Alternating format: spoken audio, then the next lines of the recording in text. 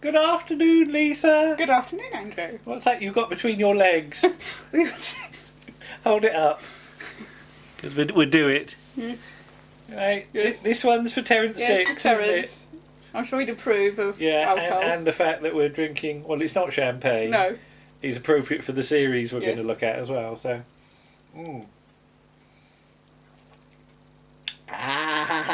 is it sharp? It's a little sharp. We put orange juice in it. It's And it made it Prosecco sharper. and orange juice. It's actually sharper than it was. I'm going to put that round there. But as back. I'm sure those people who follow us know, we were sad to lose Terrance Dicks, Yes. Doctor Who script editor, Yes. And book author writer, extraordinaire. and author of lots and That's lots just one of of our his books. many books that he wrote. But we've put up a blog post by Warren Yes. this morning. Beautifully written. It's a lovely little piece. Mm. But you know what we're like. Yeah. We're not going to do Doctor Who. No. Because we'd been planning to do the Avengers for Honor Yes. Blackman, Yes, and we hadn't got round to it. the Mauritius Penny, and it just happened to be by Terrance Dicks. It did, didn't and it? Malcolm Hulke. And Malcolm Hulke. So we're going to look at this episode as an example of his work that he was Outside of doing Doctor Who. a year before Doctor Who even started broadcasting. Yes. 'Cause this is from the second season of the Avengers, November 1962. Yes. And it's so weird to think of Terrance Dicks before Doctor Who, isn't Well, it? there was before Doctor Who, Terrance Yeah. Dicks. So.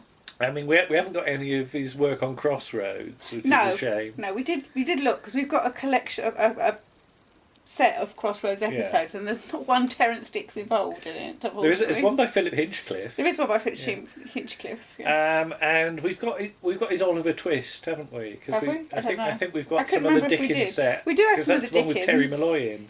Because we were going to ask Terry about it Oh right, yeah. at one point, but we never quite got round to it. Yeah, I don't know. I bought a load of Dickens, and I can't remember what I've got. Here What we I go. haven't. It's the Avengers collection. It says the complete 50th anniversary collection, which it was complete It was until complete they at the time. discovered another Until they episode. discovered the Tunnel of Fear, which is over there somewhere But as well. somewhere in here, there's the booklet, and the booklet says, Series 2, Disc 3, The Mauritius Penny. Steed and Kathy find the world's rarest stamp is the key to an evil and fantastic plot.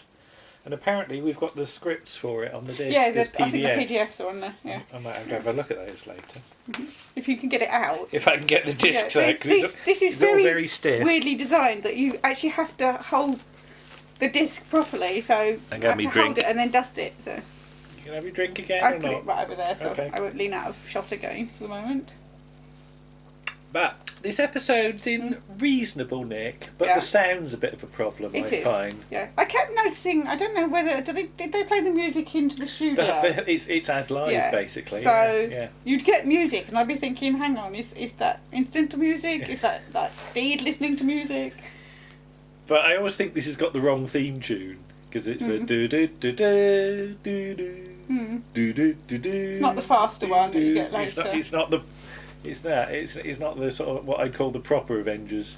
Well, you don't really get that until later in the 60s, till Mrs. P was That's in right. it, do you? So. But so this is Honor Blackman, and we start off with some breaking and entering into a stamp shop. Yes. Or so it seems to be, doesn't it? Well, sort of breaking and entering. Yes. Yeah. As the bloke inside's on the phone about an 1847 penny red.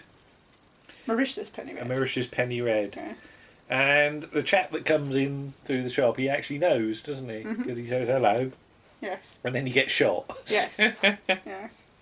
But, and I'm going to do the joke now about philately will get you nowhere. Gosh. Okay. I'm amazed Steve didn't even say it. No. I have only had one sip. This is ridiculous. But Steed and Kathy are sort of round Steed's flat. Stop laughing at Steve. Who is Steve? And apparently there are only 2 specimens known of this stamp. One's in the British Museum. Because Steed's got a reel-to-reel tape recording of the phone Cool. call. Yes. Yeah. Why he's got? Why does he got this? Because he'd been tapping the man's phone. Yeah, but why? Because an agent or somebody got killed. Oh, that's right. Killed, Somebody got killed. He had a envelope with his address on. Yeah, okay. You weren't paying attention. Not really. But Steed has been sort of swatting up on stamps, hasn't he? Yes, got the big boys book of stamps. Because Kathy knows about stamps, She does. luckily. Yeah. Yes. I get the feeling she knows about whatever it is that week, Yes. doesn't she? Yeah. You know. So Steed goes off to the stamp shop and pretends to be an expert, or at least a keen collector, doesn't Yes. he? And I love the way that he's sort of mooching about, looking at things and getting it all ever so slightly wrong, isn't he? And the bloke sort of, I think he starts to suspect, doesn't he? Because of what happens next. But he asked about Mr. Peckham, who was the bloke in charge of the shop who got shot, and he says he's away on holiday or something. But the chap gives him a tip off about an auction that's going to occur, and he mentions a made up stamp, doesn't he? Yes. But, yeah. Yes. So Steed goes off to the auction, and there's guns in a crate, aren't there? Yes. There's a big packing crate of guns, and at the auction, it's Alfred Burke. Yes. Yay! And of course, Alfred Burke we've seen a lot of in Public Eye this year, so a fair amount. Yeah. he's brown, isn't he? Yes. And Kathy shows up at the auction, doesn't she? And Richard Vernon's there. Yes. They're up. The stamp that Steed had been sent, sort of on the trailer, was the Maltese Tuppenny Blue. Which there's no such thing. Yeah. But so the auction's in full swing. Kathy ends up buying a collection of stamps for 50 quid, doesn't she? Is that, I sort of blinked and missed it? Did she accidentally I don't know. I didn't really see. It's this thing I always go on about of not going to auctions in case you sneeze and bid for something like Paddington. Yeah. Because he gets his tools from there, doesn't he? Yeah. But yeah, Kathy buys these stamps, and Alfred Burke's sort of threatening this bloke, isn't he? He's got his gun in his back, and now who's the auctioneer? It's Edward Dewsbury. I can't even say that. But he's saying to do something, and he doesn't want to do it, does he? So there's this single stamp going for £1,000. It's going, gone, and as the gone and the gavel goes, then bang goes the gun, and the blokey's dead, and that's the end of Act 1. Yes. You got another drink? You can have a drink? No, have a drink. No, because it's over there out of shot. Well, you can sup on No, mine. I don't want to sup on yours. Well, it's got germs. You might spat in it or something. I see. But a CID inspector shows up to Steve's flat. After he said he and Mrs. Gale had a little they chat. nicked the bloke's pockets. Steve did. And they raffled the contents of the bloke's... Raffled? Raffled. That's not a word.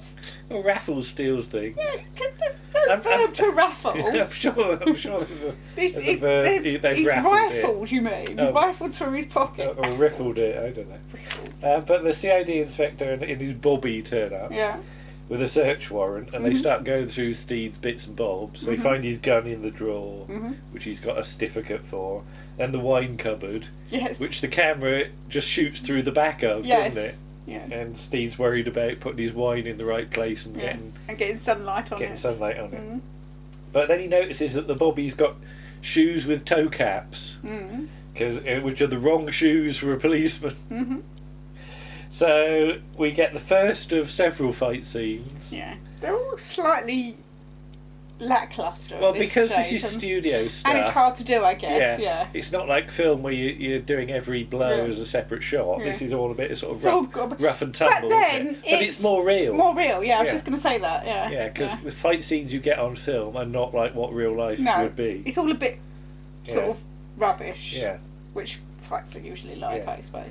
But Steve gets clonked on the head, doesn't he, by the with a policeman's truncheon with the bloke's implement. Meanwhile, Kathy's been sent off to the stamp shop, hasn't she? Because a job. Got an assistant's job, and Steed had found some stuff about Miss Gray, wasn't it? So he's going to have to investigate that later. Yes. That this bloke was going to meet with Miss Gray or Yes. something. So yeah, we better keep a sort of hold on the plot. So yeah, off Kathy goes where Alfred Burke's now in the stamp shop, isn't he?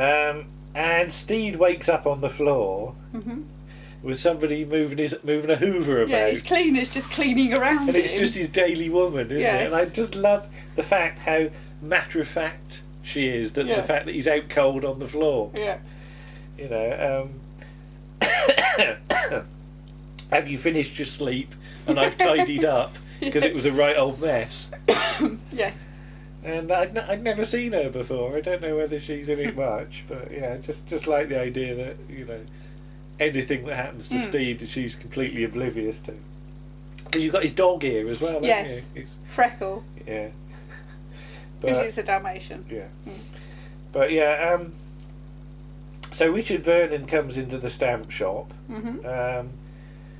where Alfred Burke's got a packing case. I should mention there's a small boy that keeps coming in, a small schoolboy in a sort of cap and blazer who keeps wanting to look at stamps. He doesn't get much of a part, but it's just funny that he keeps coming back. Yeah. I thought that was going to lead somewhere, and I'm going to say in a minute where I thought it was going to lead. But yeah, so sort of Burke and Vernon have a bit of a natter. So Kathy's in the other room and she has a look in his packing crate, and there's a body in there, isn't there? And then she's trying to sort of, because it will She's now trying to bang it with her shoe. With her shoe, trying not to make too much noise. Yeah. So yeah, the kid comes in again. But man comes in to remove the packing crate and sort of gives her a hand with his gemmy thing. It's a crowbar. Whatever. Yeah. And Alfred Burke says, "Stop pretending," because he's sort of sussed her. Well, he hadn't really unsussed her at any point. He was always suspicious of her. Yeah. But the case is removed, and then Kathy and Alfred Burke have a fight scene. Yes. With some real jazzy music. Yes. And Kathy sort of overpowers him fairly quickly. Yeah. And then doesn't she find a thing about a conference or something? Yes. That he's got a ticket for a conference. It says it's a philately conference, but it's not going. It turns out not to be. No. So Steed goes to see Miss Gray, who turns out to be a dentist. Yes. And gets his teeth examined. And as I said to you, none of this is ever quite normal, is it? No. All these things that are always fronts for something. There doesn't appear to be a normal shop or anything in the Avengers universe. No. Whatever you went to, it would be a front for something. Yeah, it's a front for something, yeah. So, Miss Gray has a look at his teeth, and his assistant works out that this is not good child who Steed was pretending to be. Yes. So Mrs. Gray goes off to make a phone call. And I like the way that her assistant was having a natter with Steed and getting really cross that there should be compulsory dental inspections for all. Yes. You know. Which gives you a sort of clue as to what's going on. What they're up to, yeah. And there's the telling line, we're all British as well. You know. But they worked out it wasn't him because of his teeth were different. And he gets gassed, doesn't he? So the sort of thing over his mouth. That's the end of part 2. Yeah. Part 3, Steed wakes up again with David Langton. With David Langton there. We hadn't said about David Langton. No, David Langton. He was sort of mooching about earlier, wasn't he? But there's another packing case, and David Langton wants to know how much do you know, and he starts threatening him with the pliers, doesn't he? Yes. With the tooth pliers. But he gets clonked on the head this time. By the delivery man. By the packing case man. Yeah, delivery man. Yeah. It's like the Amazon delivery drivers come and help. Yeah. And at the philately meeting, there's a load of people with armbands who wanting to build a better world. Yeah. And then this just, if you know your Terrance Dicks, this is just robot at this point, Alan, isn't it? It is really. As you've got even with the sort of secret society with armbands with like pointy graphics who want to are going to take over the world and have got like because you know people are weak and all that. And I did expect a big robot to come off on at one point. But the packing case bloke says that he's delivered a lot of these cases and he found a load of rifles in some. But yeah, these people are all going to take over control, and I like the way they're going to launch their attack over the weekend. Yes. Because all the generals will be at home. Yes. And the politicians. And, yeah. And Alfred Burke turns up, but he's not let in at first. Well, they won't let him in because he hasn't got his invitation. Because obviously Kathy's taken it. A message is sent to Major Grey, as she turns out to be. And she wonders who stole the ticket, and it's Kathy Gale who's sitting there in the middle of the meeting, just like Sarah Jane Smith. Yeah. In the robot meeting. Yeah. So isn't Edward Dewsbury on the thing yes, as well? He's the chair. He's sort of doing all the talking, isn't he? Because it's sort of done so that you don't know who is the major villain. Because I was sort of assuming it was going to be David Langton. Yeah, but he's not. But it's not. There's a bit at one point where they say we're going to have the head of our youth section is going to talk to him. I really hoped it would be the little boy in the cap and blazer, but it's not. No. Isn't that the assistant? It's the dental dentist assistant. Yes. Yeah. But yeah, I just like the idea that absolutely nobody you've seen in this episode is innocent. You know, so the idea of the little boy doing it. But so let's get. So Kathy is sent in to see Alfred Burke, but she isn't sent. They drag her off almost. But he denounces Edward Dewsbury denounces her as a traitor, and then she's taken off. But Steed has been delivered in a packing case, hasn't he? And Alfred Burke is now unconscious on the floor again. Yeah, but the Mauritius Penny is a code name, isn't it?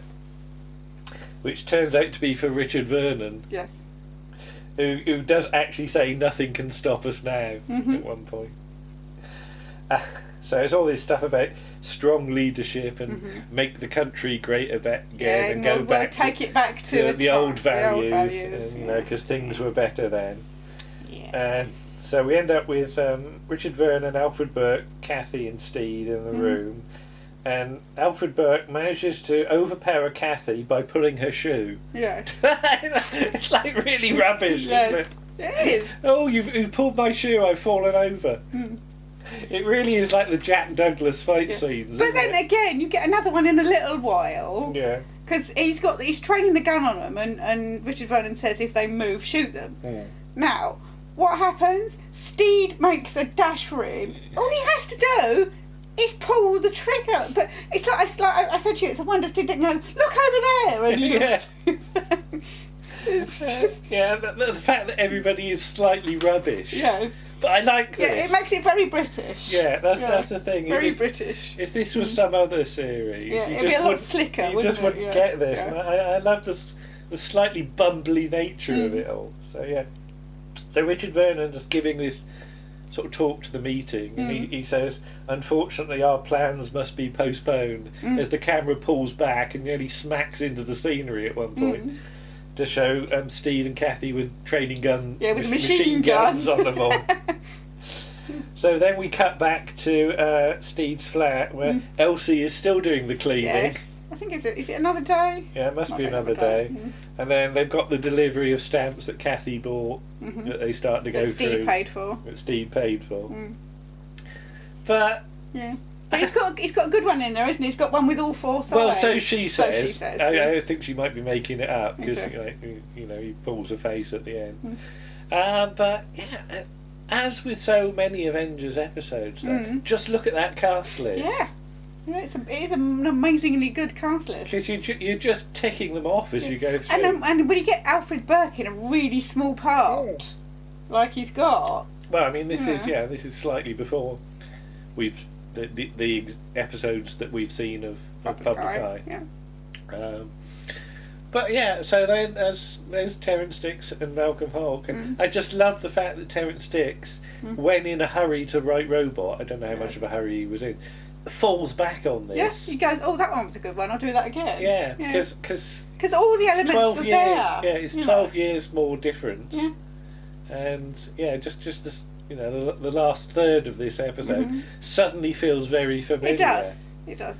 Yeah. And I like that. Yeah. You know where it's going at this point. Yes. I mean, we should say as well, we've also been watching the Horror of Fang Rock. this week, and it has to have a lot of people mourning, Terrance's loss, because I think it is his best script for Doctor Who. Part 3, really watching it again, reminded me of how scared I was of it as a kid, and as people have said, that's partially down to Reuben. It is. I mean, it's not the monster. No, it's an extraordinary performance from Colin Douglas, because there's one bit, the bit where he sort of smiles. Yeah. But it's not a proper smile. No, it's a creature that doesn't know what a smile is. Yeah. And it's how he manages to do that. It's very, very eerie. But structurally, Horror of Fang Rock is just so solid. Isn't it? It really is. Yeah, and I love the bit in, I think, is it in part 3, or part 4, whichever one it is, where they say, Leela says to the Colonel and Adelaide, we have to go up to the lab room because it's the easiest place to defend, and she faints, and she does such a, for God's sake, really rolls her eyes. I think I've lost my pressure again. For God's sake. He's getting ridiculous. Oh no, there it is. But we just want to say, Terrance Dicks is a legend. Cheers to Terrance Dicks. And we salute you. Get your drink again. Oh God, hang on a minute. Go and get your drink. Lean in. We can do a little ting at the end. But here's to you, Terrance. Thank you for all the stories. Ting! Yeah.